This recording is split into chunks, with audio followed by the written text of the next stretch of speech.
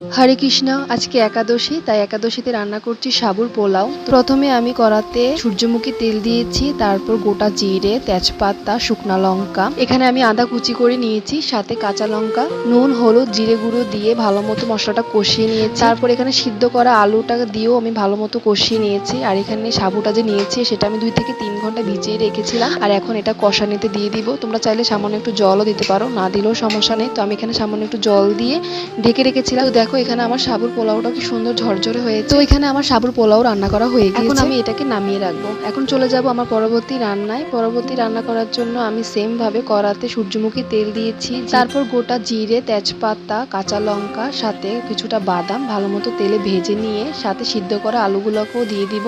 এতে নুন, হলুদ, সামান্য একটু জিরে গুঁড়ো দিয়ে সামান্য একটু জল দিয়ে কষিয়ে তারপর পরিমাণ মতো জল দিয়ে ঢেকে রাখবো। বাদাম আলু তরকারিও আমার কমপ্লিট।